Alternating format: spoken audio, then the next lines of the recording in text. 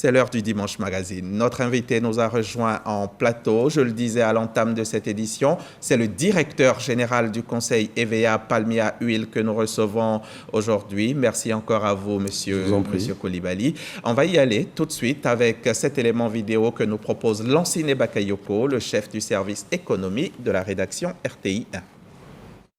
C'est un ouf de soulagement pour les acteurs du palmier à huile confrontés à une grave crise au niveau de la commercialisation. Grâce à la médiation du ministre d'État, Kobena Kwasi Adjoumani, les 3 collèges composant la filière palmier à huile, à savoir les producteurs, les premiers transformateurs et les raffineurs, sont parvenus à un consensus sur les prix praticables. Sur les 3 mois à venir, nous avons pris donc la décision qui est d'acheter le kilogramme de régime de palme Borchamp à 65 francs. Au niveau de la tonne d'huile, désormais, le prix qui est affecté est de l'ordre de 530 000 francs. Pour répondre aux inquiétudes des raffineurs liées aux importations illégales de l'huile de palme, Kobena Kwasi Adjoumani promet qu'un arrêté interministériel sera signé interdisant l'entrée frauduleuse de l'huile sur le marché ivoirien. Nous voudrons lui dire merci pour son implication personnelle dans la résolution de la crise qui couvait, ce qui va nous permettre d'entrevoir la pointe avec beaucoup d'espoir et d'espérance. Toutes les autres huiles déjà entrées illégalement sur le marché seront saisies. Des négociations seront entreprises avec les pays qui ont décidé de tourner le dos au marché de l'huile ivoirien afin de nouer de nouveaux partenariats. Au niveau du palmier à huile, la production ivoirienne s'élève à 600 000 tonnes. Quant à la capacité de raffinage, elle est de 1,2 million de tonnes. Monsieur Bakayoko Lanciné, merci beaucoup. Merci beaucoup. Je suis donc avec monsieur Coulibaly. Dites-nous, monsieur Coulibaly, le conseil EVA Palmier à huile, dites-nous en deux petits mots. Quelles sont vos missions, vos objectifs? Merci beaucoup, monsieur Hamza Diaby. Déjà, dire que le conseil EVA Palmier à huile est le dernier né des conseils. Tout le monde, je pense, en Côte d'Ivoire connaît le conseil café-cacao, également le conseil coton-anacarde. Et donc, le conseil EVA Palmier à huile vient boucler une réforme des grandes filières agricoles. Et donc, depuis 2018, précisément novembre 2018, le conseil EVA Palmier à huile est en place. Et parmi nos missions, nous en avons 17. Et l'une des missions, justement, c'est de garantir les prix issus des accords interprofessionnels et de veiller au respect des prix. J'en parle à dessein puisque ça a été l'objet des discussions dernièrement entre le ministre d'État, le ministre Adjoumani, et les représentants de la filière. Et le conseil, il se porte bien, tout va bien? Alors, on va dire que nous avons fait quand même un petit bout de chemin. Et aujourd'hui, les choses vont nettement mieux. Je dois rappeler qu'en 2018, quand le conseil s'installait, nous avions des crises. Dans la filière EVA, il y avait donc la crise de la surproduction et les planteurs n'arrivaient pas à écouler. Aujourd'hui, je pense que cette crise est derrière nous. Et d'ailleurs, avec les mesures prises par l'État, des nouvelles usines sont installées. Et en 2024, au grand maximum 2025, nous aurons plus de capacités industrielles installées que de production disponible. Donc, je pense que les choses ont évolué dans le bon sens. En 2018 également, quand le conseil s'installait, alors le palmier à huile, la graine, s'achetait à 35 francs le kilo. Aujourd'hui, on est en train de parler de 65 francs le kilo. Donc, je pense que globalement, les choses avancent. Mais c'est clair qu'hier, c'est encore des défis à relever. Vous êtes la petite sœur des structures de régulation. Le dernier né donc des conseils, mais on dirait que c'est chez vous qu'il y a le plus de bruit. Alors, parce que les autres ont eu le temps de calmer les choses, d'aplanir toutes les choses. Ils sont matures. Mais... Exactement. Et je pense d'ailleurs que si le conseil n'était pas là, imaginez le vide que ça aurait laissé en termes de discussion et de négociation. Ça me permet justement de revenir sur une des missions qui est confiée au conseil, c'est la médiation en second recours de tout ce qui est comme contentieux possible entre les acteurs des filières. Donc le conseil arrive à point nommé justement, parce qu'on avait anticipé déjà qu'entre producteurs et usiniers, parfois les intérêts sont contradictoires et donc il fallait un arbitre pour aider à aplanir les choses. La particularité de ces deux filières qui composent le conseil, c'est un peu... elles sont quasiment détenues par le privé, c'est cela? Oui, je pense que ça part d'une volonté de l'État. Vous vous souvenez que le palmier, comme l'EVA, étaient des sociétés d'État, mais à l'issue de la privatisation, c'est des entreprises qui ont été rachetées par les privés. Et à côté de cela, il y a eu des programmes publics d'encouragement à la plantation de palmiers et d'EVA. Aujourd'hui, donc, on a des secteurs purement privés avec des entreprises, mais notez également très bien que le planteur, c'est un opérateur économique privé. Tout à fait. Pas comme le conseil du café-cacao, totalement détenu par l'État, ou le conseil coton-anacarde, coton pour le privé, anacarde pour l'État, c'est cela? Non, en termes d'acteurs, vous avez affaire à des acteurs purement privés. Mais le conseil EVA Palmier à huile est un organe de l'État. Bien sûr, voilà. Avec des acteurs privés, c'est Tout à ce fait. que j'étais en train de dire. On a constaté une crise ces derniers temps dans la filière palmier à huile, des mouvements autour essentiellement des prix de vente ou d'achat, monsieur le directeur général. Pourquoi cette crise? Alors, vous me donnez là l'occasion de revenir sur comment les prix sont fixés dans la filière palmier à huile. C'est un principe qui existe depuis 2008. Le principe, donc, c'est de repartir entre les différents acteurs les prix internationaux. Et ces principes ont été consacrés par la loi qui met en place le Conseil. Et c'est à partir des prix internationaux que la matrice détermine le prix d'achat du régime et le prix d'achat de l'huile brute. Vous voyez? Et je dois rappeler qu'en Côte d'Ivoire, nous consommons près de 70% de l'huile raffinée produite localement. Et donc, le marché, essentiellement, c'est le marché local. Vous avez 30% à l'export, mais tout est déterminé en réalité par le marché local. Et donc, quand vous passez en revue cette matrice, vous vous rendez compte que quand il y a des distorsions sur le marché mondial, cette matrice, on ne peut plus l'appliquer. Vous voyez? Et donc, en appliquant la matrice, on a un niveau de prix, mais qui ne peut pas être appliqué parce qu'on a des acteurs au niveau mondial qui ont subventionné fortement leurs huiles et ces huiles-là se retrouvent nettement moins chères. Et donc, il y a une distorsion de marché qui nous oblige aujourd'hui à être dans cette démarche de discussion, de négociation. Donc, justement, c'est l'objet pour lequel nous avons demandé l'arbitrage du ministre d'État. Et le 31 octobre dernier, le ministre d'État a donc reçu les opérateurs de la filière pour parvenir à un compromis. Et on est arrivé à un compromis. Tout à fait. Et quels sont les sacrifices qui ont été consentis par chacune des parties? Alors, si on veut chiffrer ce qui a été consenti par chacun des collèges, le collège des producteurs, c'est autour de 8 francs. Entre le prix calculé et le prix qui a été donc accepté, c'est autour de 8 francs, donc 8 000 francs la tonne. Le collège des premiers raffineurs. Alors, ce que nous, on appelle les premiers raffineurs, les usiniers de la première transformation, c'est ceux qui produisent communément ce qu'on appelle l'huile rouge.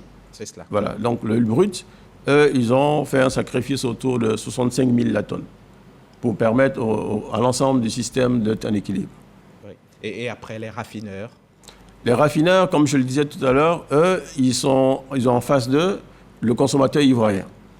Et vous vous rappelez qu'en 2022, l'État a dû prendre mesure de plafonnement, justement parce que si on devait répercuter toute la hausse des cours mondiaux, le consommateur n'allait pas supporter. Donc l'État a plafonné les prix à la consommation. Et donc on se retrouve avec un plafond de verre qu'on ne peut pas franchir. Et dans le même temps, en dessous du plafond de verre, il y a des mouvements de hausse, de baisse, qu'on reflète donc dans la matrice de calcul des prix. Est-ce que c'est ce qui explique que des fois, on a constaté que l'huile raffinée coûtait moins cher même que l'huile brute? Sur le marché mondial, oui. Mais en réalité, c'est parce qu'il y a des pays gros producteurs qui ont subventionné leur huile. Autrement, vous imaginez, vous payez l'huile brute, vous raffinez, il y a forcément des coûts. Donc vous ne pouvez pas sortir l'huile brute l'huile raffinée moins chère que l'huile brute. Bien sûr. Vous vous êtes accordé sur quelque chose, la calmie semble être donc de mise dans le secteur, mais vous nous garantissez que tout le poids ne sera pas supporté par le consommateur final. Si vous remarquez bien, j'ai dit tout à l'heure qu'il y a un plafond qui a été mis et on n'est pas autorisé à vendre plus cher. Et en réalité, sur le marché, vous vous rendrez compte que le bidon de référence de 25 litres qui était sorti usine, plafonné à 25 500, aujourd'hui, sorti usine, ce même bidon est entre 21 000 et 22 000. Tout à fait. Quand vous allez chez le grossiste, le demi-grossiste, vous vous rendez compte qu'il y a une baisse. C'est vrai qu'au niveau du détail, la baisse n'est pas sensible parce que c'est moins 50 francs, moins 100 francs, mais on ne peut pas aller au-delà donc, du plafond qui a été. Donc vous avez les moyens de garantir un meilleur prix de vente du palmier et de l'huile de palme? Alors, comme je dis, si on met de côté le plafond qui est lié aux contraintes sur le marché intérieur, nous avons quand même des excédents exportables. On est le seul pays en Afrique qui exporte de l'huile de palme, produite donc par nous-mêmes.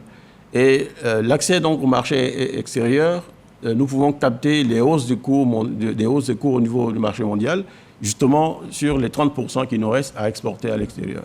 On a noté que le ministre d'État lui-même est monté au créneau. Vous l'avez dit, il s'est entièrement impliqué dans la résolution de cette crise. Et vous-même, Conseil EVA Palmia Huile, quel rôle vous avez joué dans ce dénouement heureux? Alors, il faut dire que nous, on a fait un premier niveau d'arbitrage qui a consisté en réalité pour nous à aligner les prix mondiaux de l'huile brute sur les prix de l'huile raffinée. Comme je le disais tout à l'heure, aujourd'hui, quand vous regardez les tendances mondiales, l'huile raffinée coûte moins cher que l'huile brute, notamment à cause des subventions faites par certains pays.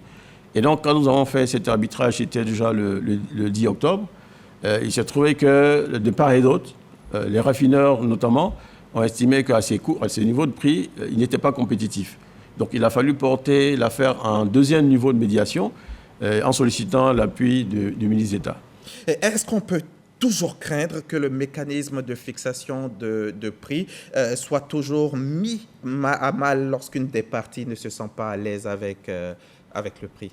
Alors, c'est pas qu'une des parties ne se sent pas à l'aise. En fait, c'est parce qu'on traverse une crise. Et comme je l'ai indiqué, la crise est liée non seulement aux distorsions de marché, qui font qu'on n'est plus compétitif sur le marché régional qui consommait les 30% de nos surplus. Et donc, c'est une situation de crise. Et quand vous êtes en situation de crise, naturellement, tout ce que vous avez mis en place comme dispositif qui gère le quotidien, vous êtes obligé de faire une entorse. Donc, on est exactement dans cette situation-là aujourd'hui. On n'est pas à l'abri d'une nouvelle crise. Mais heureusement que le Conseil est là, heureusement que le dialogue n'est jamais rompu entre les acteurs. Et donc, vous ne pouvez pas imaginer qu'on puisse aller sur les prochains mois sans qu'il y ait besoin de se rencontrer. D'ailleurs, le ministre d'État a donné rendez-vous fin décembre aux acteurs pour évaluer ensemble la situation. C'est dire que tant qu'il y a cette dynamique de concertation, quelle que soit la crise, on trouvera donc les issues nécessaires. Monsieur le directeur général, savez-vous qu'il y a des activités de contrebandiers sur nos marchés? Je pense que l'élément tout à l'heure qui a été présenté avant le magazine est revenu là-dessus. Les opérateurs nous ont signalé qu'ils ont identifié sur le marché certains conditionnements qui n'étaient pas produits en Côte d'Ivoire. Qu'est-ce que vous faites pour y mettre fin? Alors, je vais suivre ce que le ministre d'État a pris comme engagement, de dire qu'avec le ministre du Commerce, nous allons faire en sorte que ces huiles-là soient retirées du marché et faire en sorte également que ces huiles ne rentrent pas. Le ministre l'a indiqué clairement qu'un arrêté va être pris pour permettre de clarifier les choses. Déjà, pour ce qui concerne l'importation, nous avions publié un communiqué il y a quelques mois pour rappeler qu'il y a des règles. Oui. Pour importer de l'huile de palme en Côte d'Ivoire, il faut être non seulement agréé par le Conseil, mais il faut encore que le Conseil autorise l'importation. Mais en réalité, est-ce qu'on a besoin d'importer là où nous-mêmes, on a un surplus quand on cherche à écouler sur le marché international? D'accord. Là, il y va de notre santé. Il faut y mettre fin, monsieur le directeur général. Non seulement de notre santé, mais de l'économie elle-même en sa globalité. Il ne faut pas qu'on oublie l'EVA. Comment va la filière, monsieur le directeur général? Alors, la filière EVA, je pense qu'au sorti de la crise de Covid, on a une légère remontée des cours. Mais il reste que, si vous interrogez aujourd'hui les opérateurs, les producteurs, on se réfère toujours aux années 2011 où l'EVA était acheté à 1 000 francs. D'ailleurs, nous avons régulièrement des correspondances qui nous disent « mais pourquoi on ne fixe pas le prix de l'EVA à 1 000 francs ?» Mais le mécanisme dans l'EVA est similaire à celui du palmier. C'est les cours mondiaux qu'on distribue entre les opérateurs de la filière, donc producteurs et usiniers. Aujourd'hui, il y a une légère tendance à la hausse.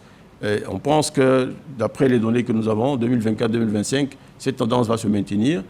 Et il y a un aspect quand même important qu'il convient de souligner, c'est la production ivoirienne est reconnue par le marché mondial comme étant de qualité. Et pour nous, il est grand temps que cette qualité-là soit payée à son juste prix pour permettre donc d'améliorer le revenu du producteur. Et la Côte d'Ivoire est pratiquement le seul pays africain qui produit un caoutchouc naturel d'une aussi grande qualité. Je dirais oui.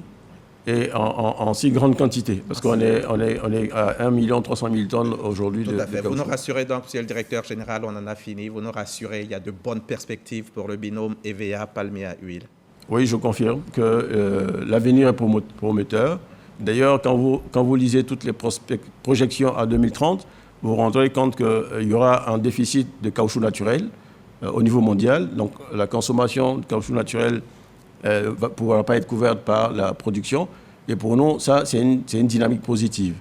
Au niveau de l'huile de palme, je dois rappeler que même quand vous parcourez la presse, aujourd'hui, on constate bien que la campagne en Europe, notamment les pays producteurs d'huile, comment ils appellent, d'huile de soja, d'huile de tournesol et d'huile d'olive, ont subi fortement la sécheresse.